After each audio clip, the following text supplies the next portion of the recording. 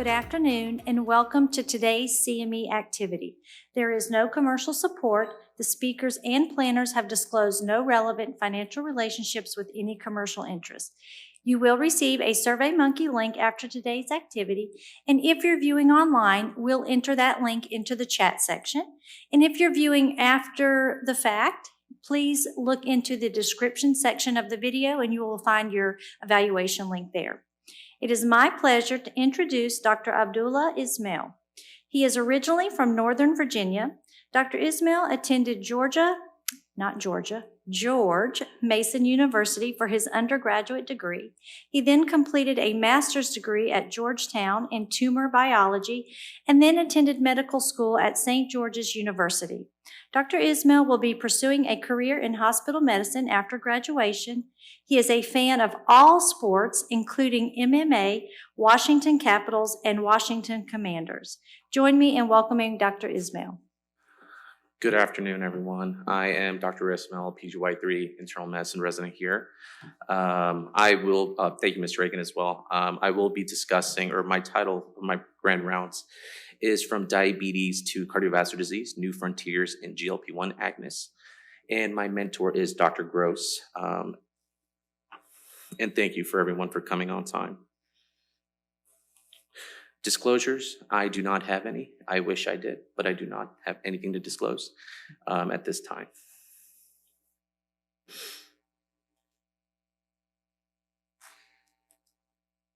Alrighty, objectives. So we will discuss GLP-1 agonists, including their mechanism of action and effects on disease processes other than diabetes mellitus. We will discuss and review initial literature on GLP-1 agonists and cardiovascular disease. We will discuss newer research on GLP-1 agonists and heart failure, both HFpEF and HFrEF. And we will then discuss or evaluate the integration of GLP-1 agonists in patients with cardiovascular disease without a diagnosis of diabetes mellitus in our practice. Just to kind of describe how I came up with the presentation, as an internal medicine resident here, we do a lot of heart failure rotations, we do a lot of cardiology rotations, and during these rotations, especially within the last year, I found the discussion of GLP-1 agonists coming more and more involved in our rounds. And that kind of drew me into why is this new GDMT and what are the effects, have they been proven? So that's kind of what brought this whole topic up for me.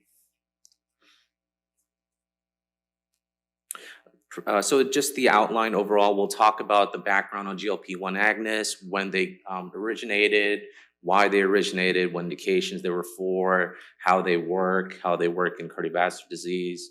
We'll talk about CVOTs, which are cardiovascular outcome trials that were primarily done initially on diabetic patients as well. Then we'll talk about the SELECT trial, which in my opinion is a landmark trial that kind of discussed cardiovascular risk in non-diabetics. We'll talk about CVOTs, the cardiovascular outcome trials, and heart failure. We'll discuss novel research specific for heart failure.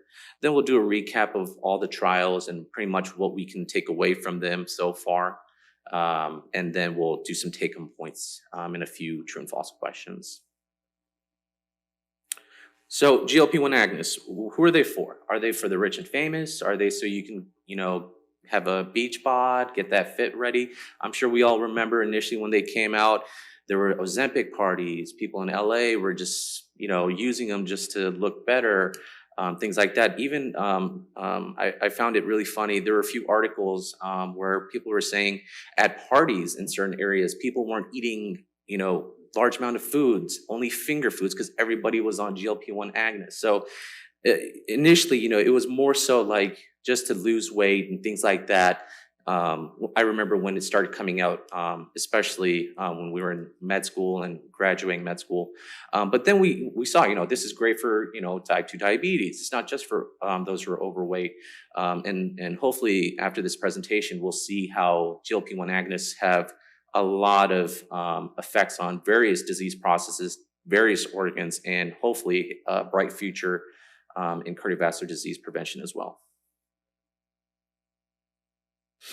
So, quick background and on GLP-1 agonists. It was first approved for type 2 diabetes mellitus in 2005. About 9 years later, if my math is right, it was approved for obesity as well. And I think that's when the whole craze started, and kind of running short on the medication because everybody wanted to kind of get more fit. Adverse effects, which a lot of us kind of are aware of, especially when we prescribe this in clinic. Nausea, GI loss is pretty much nausea, vomiting, dyspepsia, diarrhea. One that we don't usually think about a lot is injection site, if it's a PO, irritation. And it's usually worse with higher doses. We usually have to titrate slowly, and we have to usually titrate to obtain that glycemic control for most people. Contraindications, history of pancreatitis, thyroid malignancies, men's syndromes, gastric conditions such as IBD or gastroparesis, because gut motility is decreased with the medication, so you can't usually give it to those kinds of patients. One of note, women of childbearing age not seeking pregnancy because of gut motility decrease. If they're taking OCPs, this can affect that. So just FYI in clinic, if you see a younger woman on OCPs and you're thinking about GLP, make sure they're aware. You might want to switch to something else for the birth control before giving the GLP-1.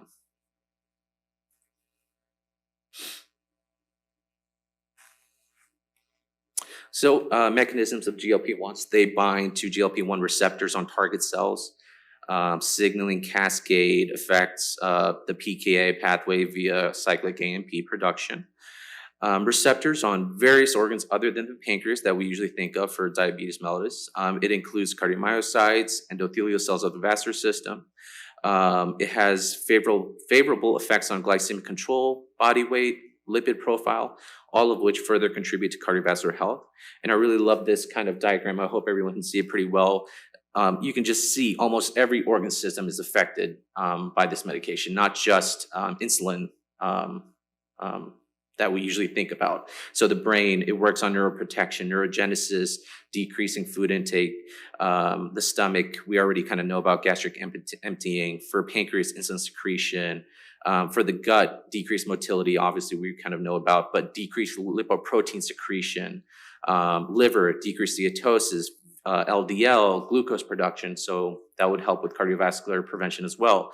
White tissue, brown tissue, it affects both skeletal muscle, increased glucose intake, immune system, decreases inflammation. Kidney, it increases natriuresis as well. And then for the heart and vessels, which I'll go a little further in the next slide, it does provide cardioprotection, cardiac output increase, vasodilation as well, and glucose utilization for the heart and blood vessels. And then also in the future, I feel like a lot of these organ systems or disease processes that are related to these organ systems will probably be investigated further, hopefully as well.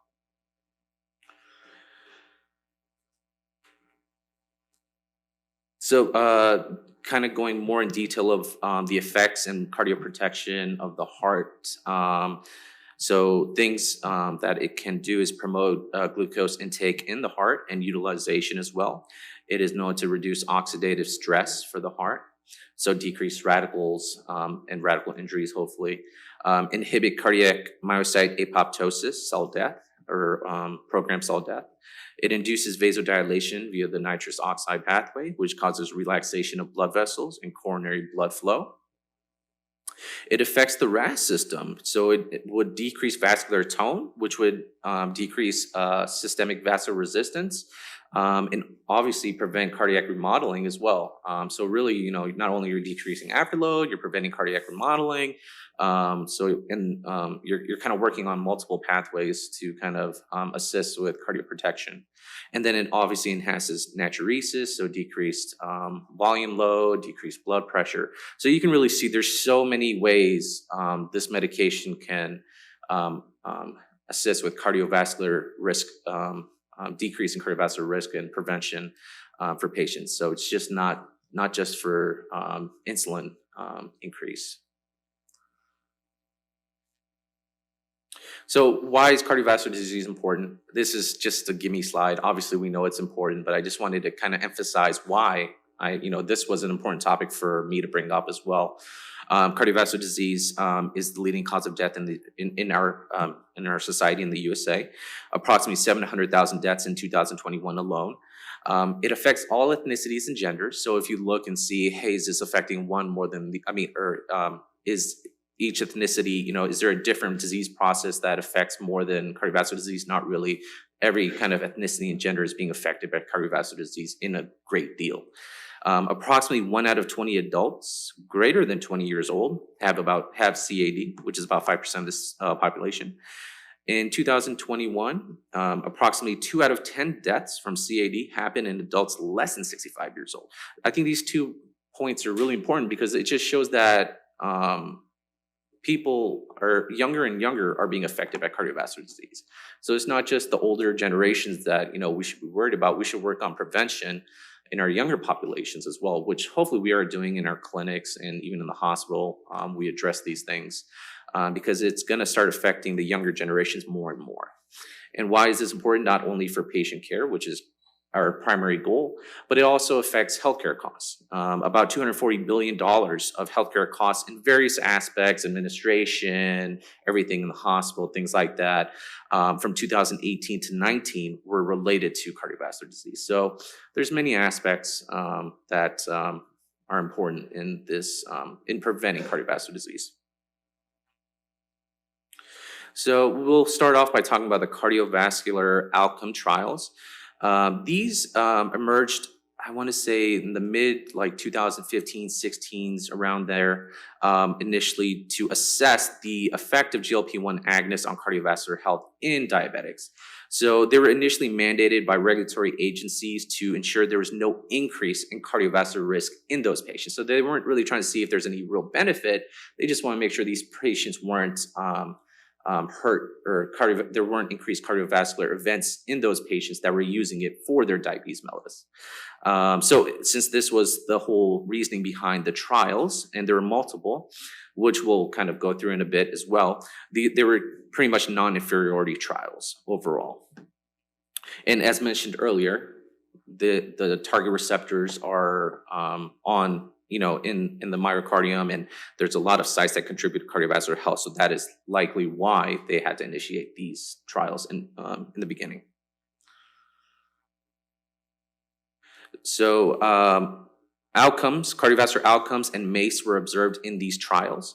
MACE are major observed cardiovascular events. MACE endpoints included cardiovascular death, MIs, and non-fatal strokes.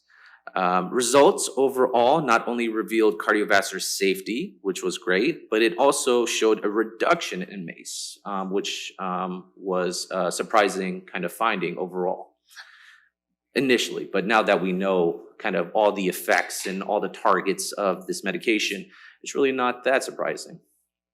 Once again, these patients were primarily diabetics, and a lot of them were not fully controlled, maybe not uncontrolled, but not optimal. Maybe it would be a better term to use. This chart I really love. It went through a lot of the CVOTs, the cardiovascular outcome trials, and kind of compared all throughout. There was the LEADER trial, and I highlighted the ones that showed significant results. And the ones not highlighted really didn't have any significant results or reduction in MACE. So the LEADER trial, SUSTAIN 6, Harmony Outcomes trial, REWIND, and Amplitude trials. For the LEADER trial, liraglutide was used. Age was about 64. And it was subcutaneous, dose of 1.8 milligrams weekly. The A1C was 8.7 plus or minus 1.6, so suboptimal in diabetic. 81% of them had established CVD right there, and 18% had a history of heart failure.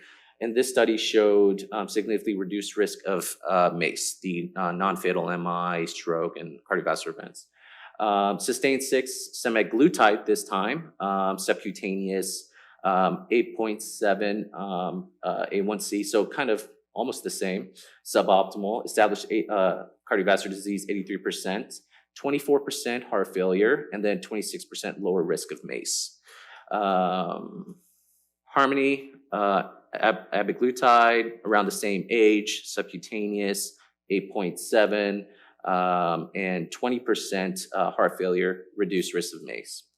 Rewind, dulaglutide, around the same age, subcutaneous. This one had a little better of an A1C, better controlled, 31% cardiovascular disease, 9% of heart failure, reduced risk of MACE. And then the last one, amplitude, was this one's a hard one to say, F-peglinetide, if I'm saying it right, 65-year-old, around 65. So about all of them were about the same. Subcutaneous, 8.9, it's very suboptimal, 90% CVD, 18% heart failure, very significantly risk reduction of MACE and renal outcomes on this one, actually. So just to kind of recap all of them, all used GLP-1s, all of them were primarily subcutaneous other than the Pioneer that used oral that did not show significant reduction. Most of them had suboptimal A1Cs. Most of them had cardiovascular disease, 80% or higher for most. And one thing of note, most did not have heart failure, low percentages, 20% or less around there. And they didn't really discern between HFrEF and HFpEF in most of the trials. And then of the ones highlighted, they all showed reduction in MACE, pretty significant. More than often, I think only 3 of these out of the rest showed reduction in MACE.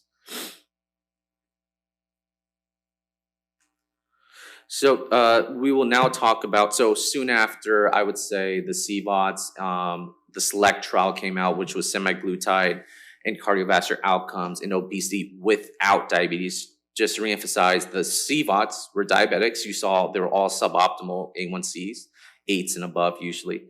And then this trial, which was done in 2023, was without diabetes.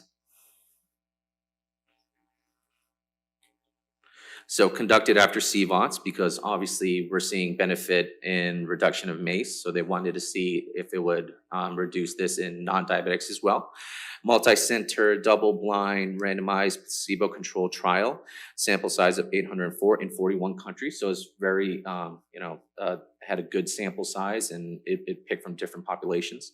Intervention was 1-to-1 double-blinded. Randomization given either 2.4 milligrams of semaglutide weekly or placebo. Titrated slowly, obviously because of the GI effects that we discussed earlier. And paused or slowed if significant adverse effects came up. Inclusion criteria for this trial, greater than or equal to 45 years old, BMI greater than or equal to 27, and established cardiovascular disease. Exclusion criteria, prior diagnosis of diabetes mellitus type 2.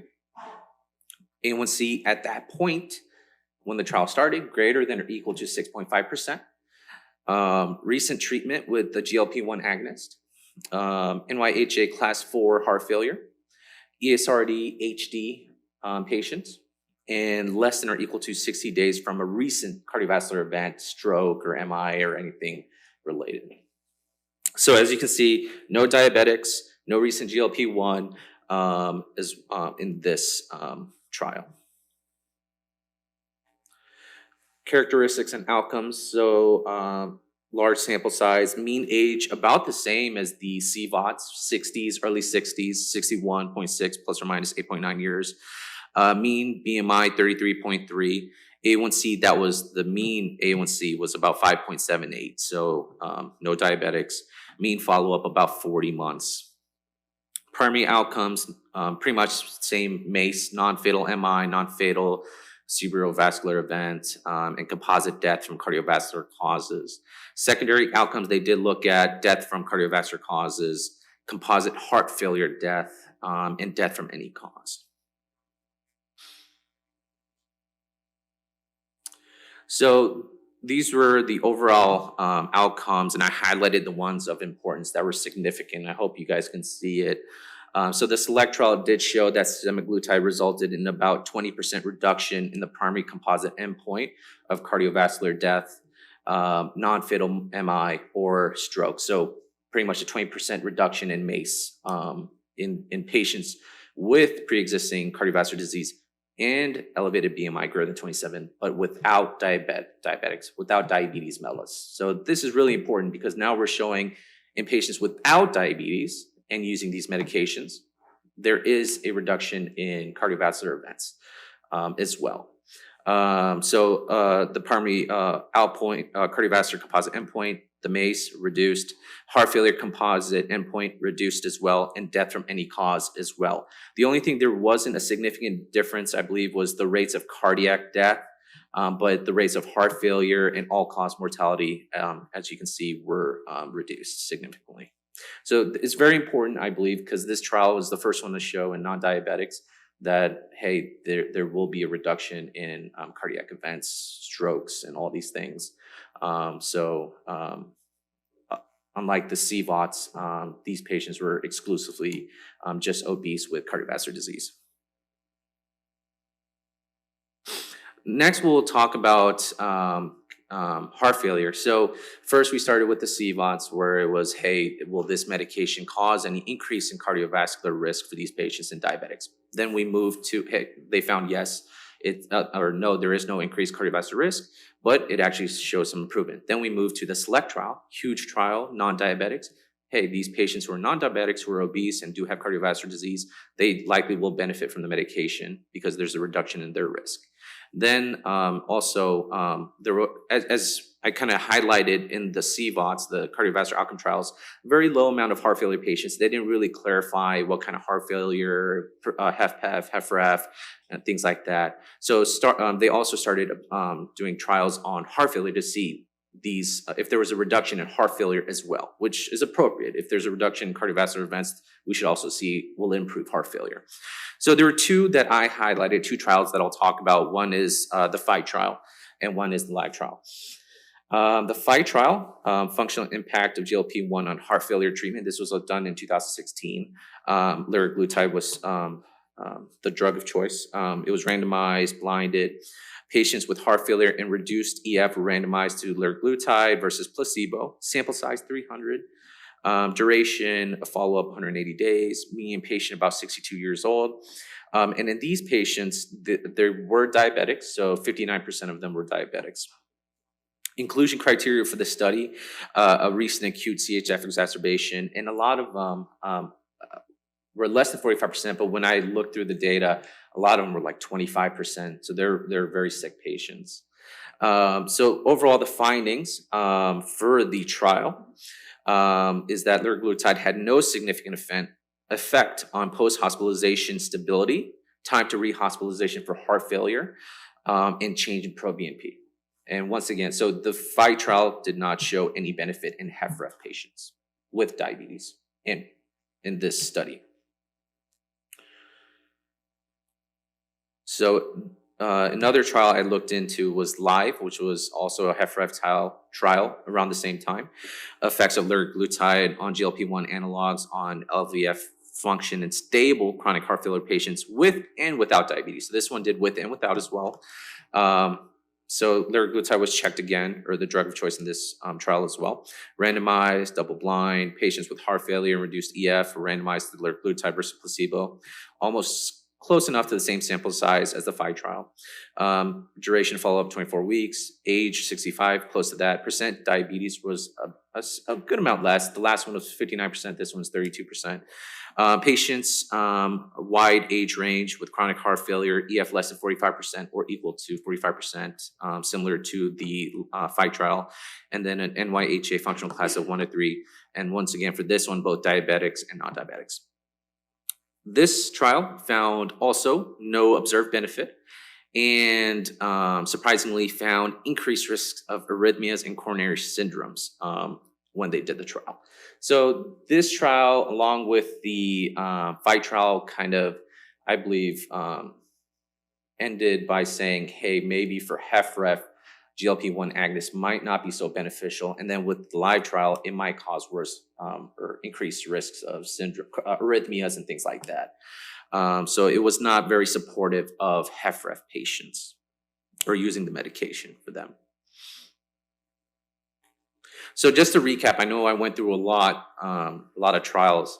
So for the heart failure recap, so CVOTs, the original cardiovascular outcome trials, failed to confirm any benefit for GLP-1 agonists and heart failure outcomes. And once again, to emphasize, they were primarily done for cardiovascular safety. They were non-inferiority trials, and a lot of them didn't have high or a large amount of heart failure patients, and they weren't listed in their outcomes and things like that. And the live and fight trials, which were completed in 2016, did not show any benefit, and one of them showed increased risk of cardiovascular arrhythmias or coronary syndromes. But these patients were reduced ejection fraction patients. The end? No, thankfully. So they did a meta-analysis on the original CVOTs, about cardiovascular safety in diabetic patients. This was done by Dr. Sattar et al. In 2021, so quite a while after the CVOTs were primarily completed on the original CVOTs were completed on diabetic patients. What did the meta-analysis show? Why am I bringing it up? So, sorry, I can't click well. So CVOT and the heart failure meta-analysis was completed, and it did actually show promising results in heart failure outcomes. Looking back at the article, it didn't really designate HFrEF versus HFpEF. And once again, a lot of the CVOTs didn't have a lot of heart failure patients, and they didn't have them in their outcomes as listed. But they screened 98 articles, 8 trials comprising of 60,000 patients fulfilled the criteria. Findings overall, GLP-1 receptor agonists reduced MACE, which with a significant p-value. We kind of already know that. So that's expected. We've had data on that. And then it also showed reduced hospital admission for heart failure by 11%. Once again, are those HFpEF, HFrEF? I'm not sure. They didn't really clarify. But looking at the live and fight trials, I don't think the data really supports HFrEF support improvement or reduction in events for HFrEF patients. So why did I even bring this up? Because although the live and fight trials did not support HFrEF use, there were studies more recent that were done in preserved ejection fraction, which leads to the next article. The STEP HFpEF trial, which was done very recently, 2023. So semaglutide in patients with heart failure with preserved ejection fraction and obesity, done very recently in 2023. So this trial, multi-center, double-blind, placebo-controlled, sample size 529 in 13 countries. Subcutaneous semaglutide once weekly for 52 weeks, or placebo. Titrated slowly, as usual with the other trials.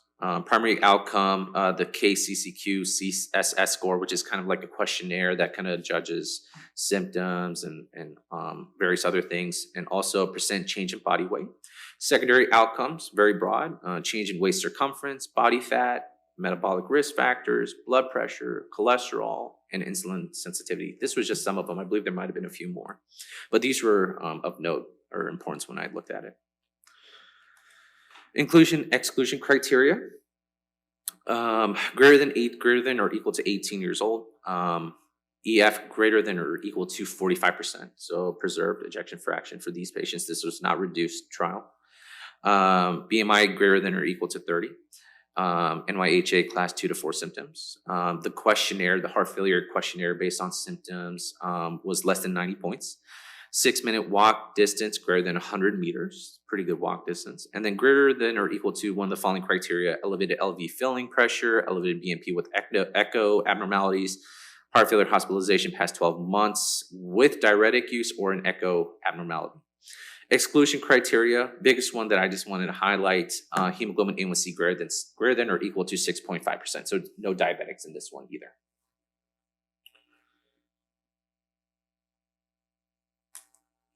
The KCCQ-CSS questionnaire, just wanted to bring it up, and I really like this slide.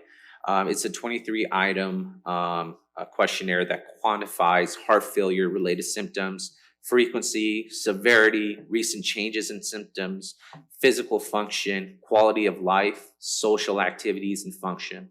So the scores are ranked from a range of 0 to 100, with higher scores reflecting a better overall health status and condition. So outcomes, there are a few data points that were significant. One would be the questionnaire. There was a change in the questionnaire of 16.6 points versus 8.7 points. So a difference of about 7.8 points. That was significant. So they did show it, when it comes to the questionnaire, they had improvement in all those criteria of symptoms, social function, just living, quality of life. All these things were improved in these patients who used the GLP-1 agonists.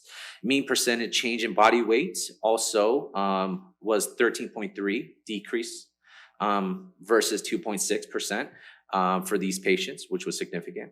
Change in 6-minute walk test from baseline was also increased for these patients significantly, 21.5 versus 1.2 meters, which is very impressive in my opinion.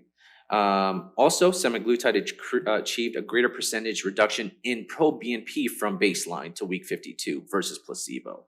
And then the last thing, semaglutide kind of favored all overall MACE in these patients as well. So really, if you look, the medication showed significant improvements in various aspects, the BNP, their quality of life, how they were feeling, their walk test, their body weight, all together. So, I mean, I would say this was a very significant trial that showed that for half patients, that this medication can show a significant improvement in various aspects of their life and hopefully outcomes overall. What are the current HFpEF guidelines? I know a lot of us have difficulty with HFpEF because HFrEF is so GDMT and standard, and with HFpEF, there are various guidelines that are honestly updated all the time. I'm sure there could be possibly more updated since this figure that I got. I believe I got this from the ACC as well. But with HFpEF, really a lot of it when you look into it is kind of just reducing body weight, reducing blood pressure, afterload, volume retention, things like that. You can see HFpEF patients and hypertension should have medications titrated to attain a blood pressure target that is published with clinical practice guidelines. SGLT2s can be beneficial. Other things, MRAs can also be considered to decrease hospitalizations. In select patient, ARBs may be considered, ARNIs may be considered. One thing they say do not do is nitrates or phosphodiesterase inhibitors. They're ineffective. So a lot of maybe considers, could be considered, maybe beneficials for HFpEF guidelines. But I think the biggest thing, which I will get into now, is that heart failure with preserved EF patients, they are commonly obese. They're and their GDMT would probably not really solve the underlying issue of obesity and overall poor health and all those cardiovascular risk factors that they have. So usually when you're doing these medications I just talked about, the etiology is usually untreated. You're kind of putting on Band-Aids on a lot of things. So growing evidence does suggest that obesity and excess fat are more than just comorbidities in HFpEF patients. They play a significant role in the development and disease progression of these patients. Patients with higher BMIs tend to have worse capacity, functional capacity, and symptoms, greater risks of exacerbations and hospitalizations than those with normal BMI. So you can just see that a person with a more higher BMI, more obesity, just overall would be higher risk for worsening outcomes. Right now, so another class 1 recommendation I found is to treat the underlying causes, which could, as you can see here with the ESC, they kind of recommend diuretics. If they're overloaded, obviously you're going to diurese, SGLT2s, and then they also say to treat the underlying kind of comorbidities, which in my opinion, which hopefully I hope a lot of you will agree with, it could be potentially addressed by the GLP-1 agonists. And why do I say that? So I really love this chart. I found it on, I believe, a New Frontiers article that was done in 2021.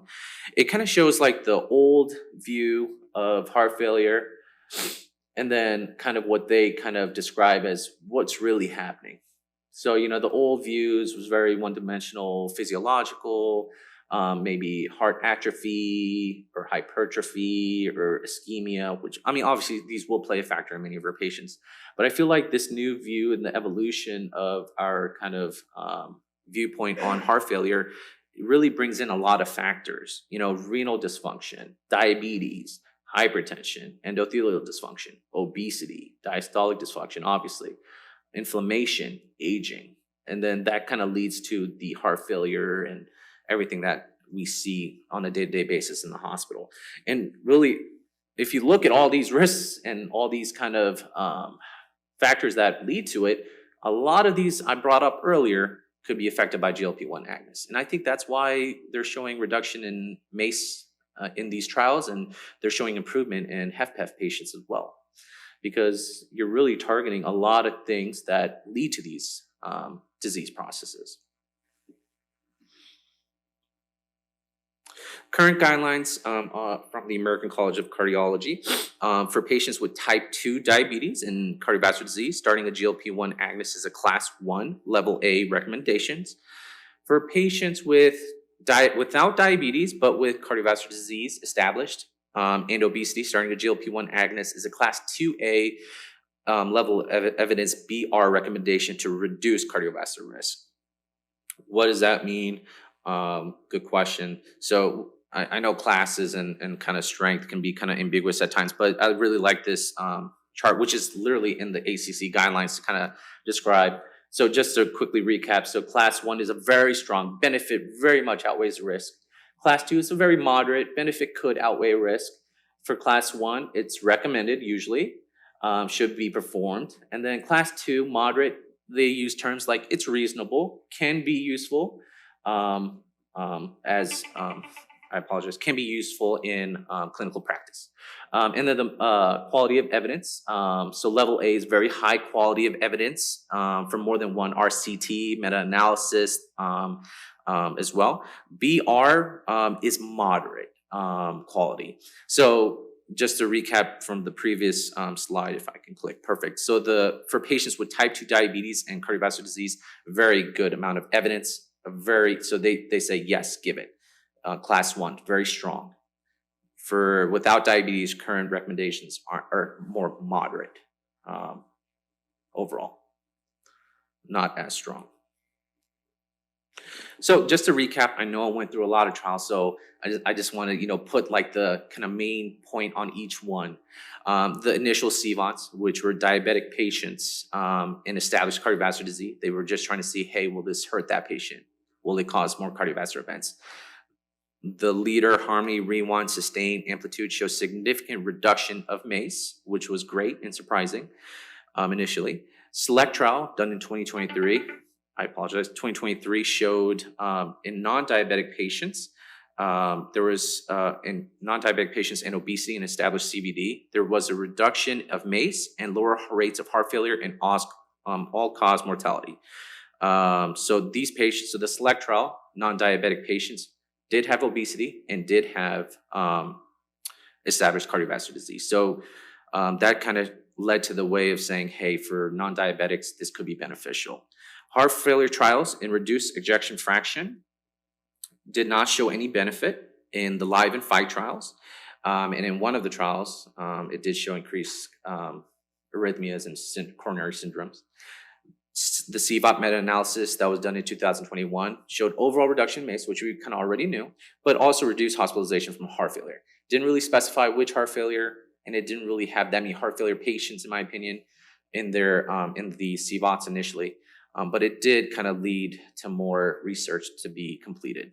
The last trial we spoke about was the STEP-HFpEF trial, which were non-diabetic patients that were obese with a preserved ejection fraction. And it did show significant reduction of symptoms, walk test, body weight, and pro-BNP. So really you can just see, from the beginning to now, from like 2016 to 2023 Select trial, and now with the STEP-HF trial, which are ongoing, there's already a phase 3. You can see how we're just kind of, not slowly in the last decade or so, we're just showing more and more proof that these medications are reducing not only cardiovascular outcomes for non-diabetics, but also heart failure improvement in certain populations. So this was an interesting read. There have been various articles showing that Wegovy, so these were based on the SELECT trial. So the SELECT trial came out, and the news systems kind of ran wild with it, and Novo Nordisk, which makes Wegovy, I believe, started to base a lot of their FDA approvals on the SELECT trial, the trial that showed in non-diabetic patients there was a reduction in MACE. So they applied in 2023 for an FDA approval for this indication. So patients without diabetes that were obese, I believe BMI greater than 27, and had cardiovascular risk factors. So they wanted this indication or label on their medication from now on, not just type 2 diabetes alone. That was done 2023. I hope it worked. It did work. So as I was finishing the whole topic, within the last month, it did work. So Novo Nordisk Wegovy was approved in the US for cardiovascular risk reduction in people with overweight or obesity and established cardiovascular disease. Pretty much saying, hey, this SELECT trial, it proved that it's going to work, and the FDA agreed, and they approved it, thankfully. So it just happened, which is great news. So the Wegovy FDA approval, what does it mean? So FDA has now approved Novo Nordisk, which is the parent company, I believe, application to add cardiovascular benefits to Wegovy medicine label. This new label will also assist with insurance coverages, because a lot of us, certain people here would know that out of pocket for certain medications, certain GLPs can be in the thousands. Although we also know there are supply issues because of the whole kind of weight loss craze. Novo Nordisk, especially with this new event happening, the new approval, they're working on increasing manufacturing for supply. They are also working with private insurance companies and the government to start working on covering costs for this new indication, so that more patients can be approved for it. And, like Medicaid, when I looked into it, they must cover a lot of the FDA approved. So now that's FDA approved, it's kind of harder to say for these patients that aren't diabetics and have obesity and cardiovascular risk factors, it's hard to say no now, which is great, for our patients, especially in clinic. We all know prior auths and all these things can be very difficult with GLP-1 agonists. And I think sometimes we try to hinder away from starting these medications because we know we're going to get 3 or 4 calls every other week about this was denied, this was denied. This timeline kind of just shows overall what's happened so far, not too long ago. So in 1987, pretty much they found GLP agonists increase secretion of insulin. Then 1996, food intake inhibition through the neurological processes. Then in 2005, we spoke of earlier type 2 diabetes indication. Then in 2014, the obesity indication. Then 2016, they did the CVOTs based on type 2 diabetes mellitus, which are more just to make sure it didn't hurt anybody or increase cardiovascular events in those patients. Then the SELECT trial, 2023. And then you can see kind of the last part of that. This is referring to the HFpEF, the STEP HFpEF trial in 2023 that showed reduction in the questionnaires, their symptoms, and all those things. Those are in phase 3 right now. So they're currently undergoing or under process. I also found this important. They're working on peripheral artery disease, kidney disease. NASH is also a big one that they're looking into. So really, if that initial chart I showed, all those processes or the target receptors for this medication, they're looking into everything at this point. Take-home points. 1, GLP-1 agonists are known to have great effects on diabetes mellitus and obesity, yet not much is discussed initially, I would say, on cardiovascular disease. Even, I remember as we started out as an intern, and even, as we went along, mostly we talked about type 2 diabetes in GLP, or hey, their weight loss is not improving. They've tried certain lifestyle improvements, still nothing. So usually we don't talk about cardiovascular disease. So hopefully now that this talk is happening, we'll start to bring it more often in our minds.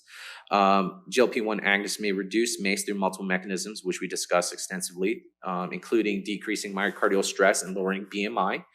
Recent studies have continued to show decreased cardiovascular events in using GLP-1 agonists and a history of diabetes mellitus, CVOTs. New studies are now showing benefits in those without diabetes mellitus, select trial. And no significant benefits were seen in the setting of HFrEF, the live and fight trial that I talked about, but are seen in HFpEF, the STEP-HFpEF trial, and the new phases that are coming forward with that trial as well. New trials are ongoing and showing promising results, or they probably wouldn't be doing the trials.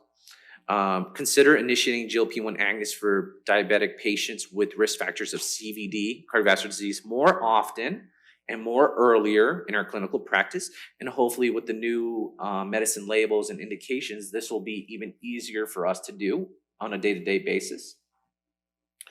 Also, if a patient's A1C, if they are a diabetic and their A1C is low, or they're having some hypoglycemia, because we know GLP-1s, the risk of hypoglycemia is much less, although it's possible, I would consider removing other diabetic medications and potentially starting this one instead, because as we've discussed, there's so many more benefits with this medication than some of the other ones.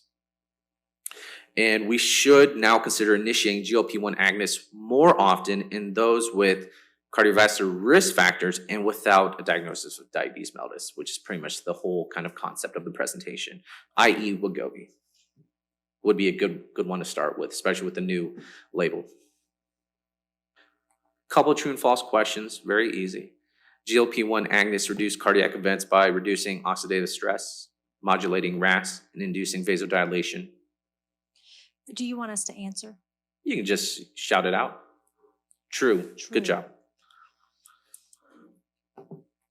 GLP-1 agonists have been proven to provide mortality benefits in patients with HFrEF. True or false? See if you're paying attention. I hear different things. Okay, whoever wants to say it then. True or false? What do we think? False. Very good. Yes. Good job. I appreciate everyone listening. It was HFpEF. Third one. This one's probably a little tricky, but for patients with cardiovascular disease and no history of diabetes, starting a GLP-1 agonist is a class 1 level of evidence A recommendation to reduce cardiovascular risk. True or false? Very good. Very good. Class 2A. BR. So it was like moderate. Good job. References. I'd really like to thank Dr. Gross. He's been my mentor since I started residency. Always been very supportive with everything I've done. I want to thank Dr. Sakalo. She's a cardiology fellow. She's also been my senior many times throughout the years. I want to thank Dr. Romana. She's our new PD director, and she's been great from the beginning, from her clinic to her new position. I want to thank Dr. Newcomb as well, also one of the greatest attendings we have. Dr. Kaur, both of them are APDs who were also very supportive. And my co-residents as well for the 3 years of learning, fun, and I'll miss a lot of all of you.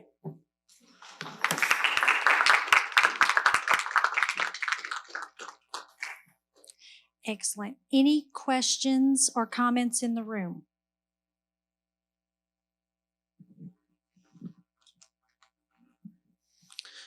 Thank you very much for the presentation, Dr. Ismail. It was a very great presentation over a very relevant topic. We see a lot of patients that have either obesity or diabetes and cardiovascular disease as well.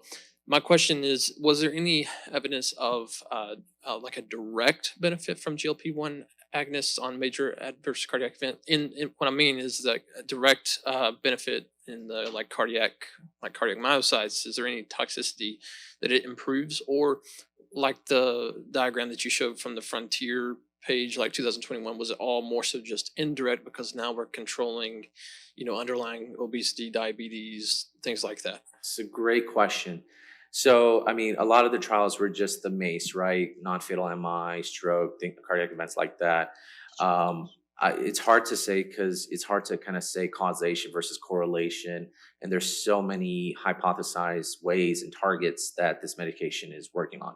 So it's hard to say what the direct effect on each one is. But in my opinion, we can see, hey, they have all these targets and all these receptors in places where you would control cardiovascular events.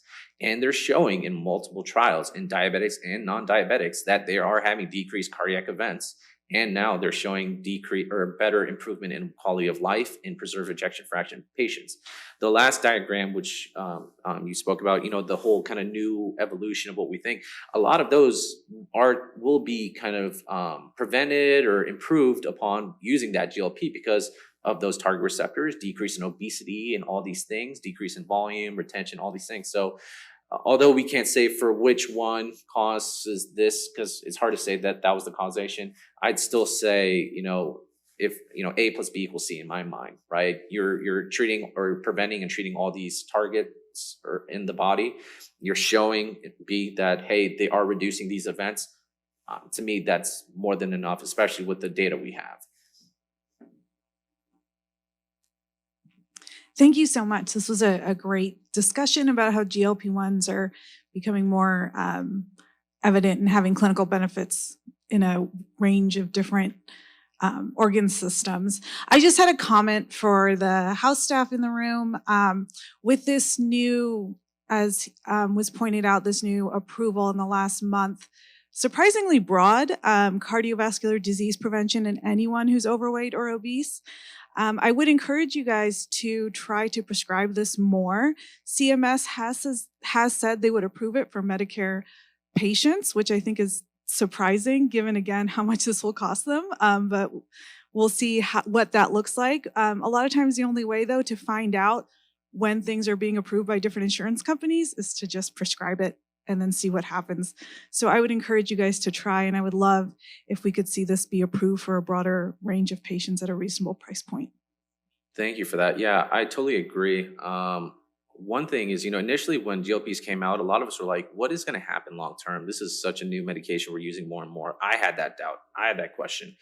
Going through this whole presentation, going through all the trials and things like that, to me, they're showing so many long-term benefits or the potential of benefits with these patients. So I agree, using this more often in our patients probably is going to be much more beneficial than using other medications. And yes, it is difficult.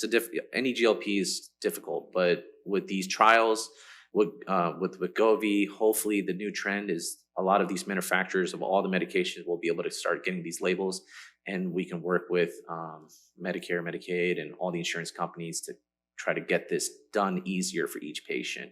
And you're right, we just need to start prescribing it more and kind of seeing what happens. And we have 2 questions from our online audience. What are the future ongoing trials to be published soon?